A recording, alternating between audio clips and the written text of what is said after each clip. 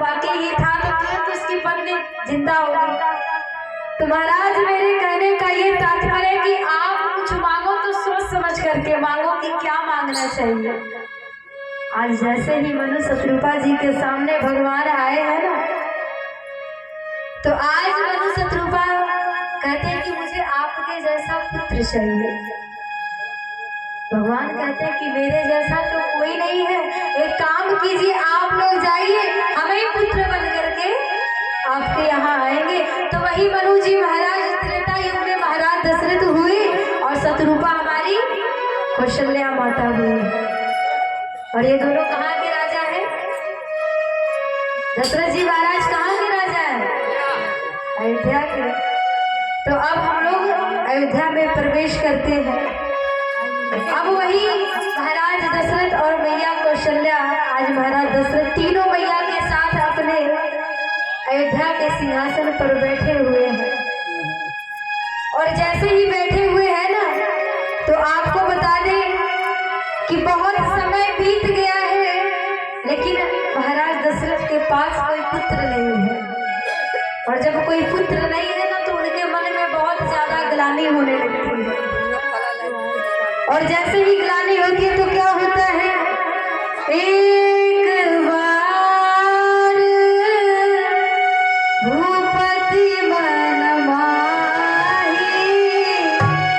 भय ग्लानि मोरे सुत नाहि। आज महाराज दशरथ को एकदम ग्लानि होने लगी। क्यों? क्योंकि चौथा मन बीत गया है, लेकिन महाराज दशरथ के पास कोई पुत्र ही नहीं है।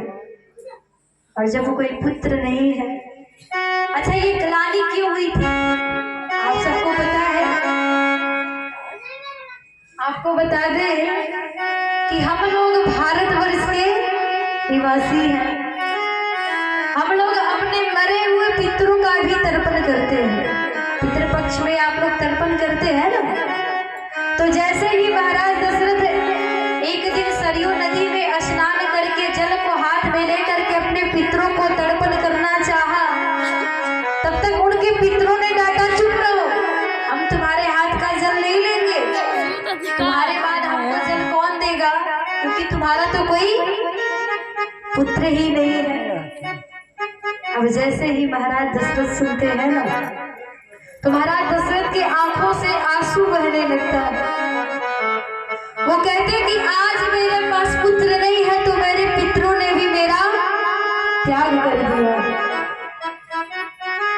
और दूसरी बार ग्लानि आपको पता है कब हुई? दूसरी ग्लानि कब हुई?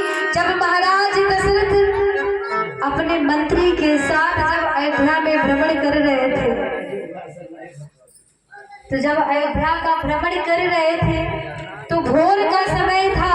और उसी वक्त अयोध्या में झाड़ू लगाने वाली स्त्री जैसे ही महाराज दशरथ को देखती है ना, तो महाराज दशरथ को देख करके वो घूंघट कर लेती है।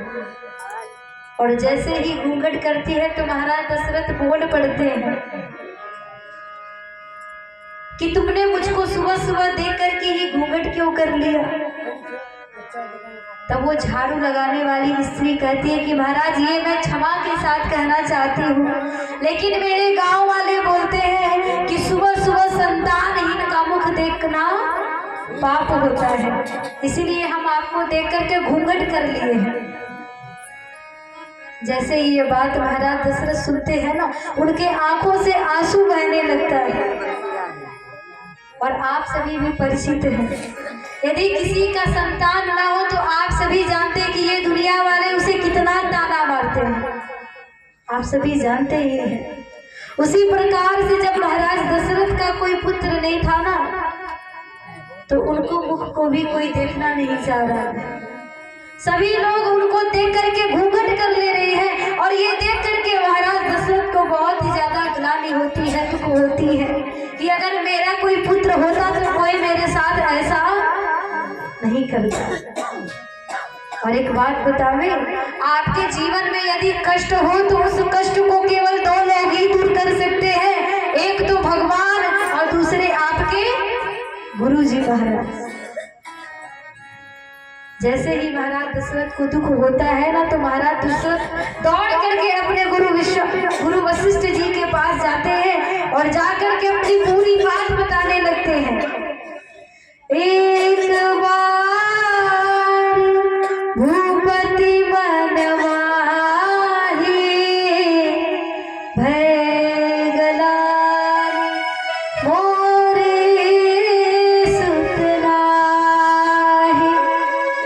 महाराज दशरथ गुरु वशिष्ठ जी के पास जाते हैं और जाकर के उनके चरण को पकड़ करके रो करके कहते हैं कि प्रभु आप मेरे ऊपर कृपा करो, नहीं तो ये दशरथ अपना प्राण त्याग देगा।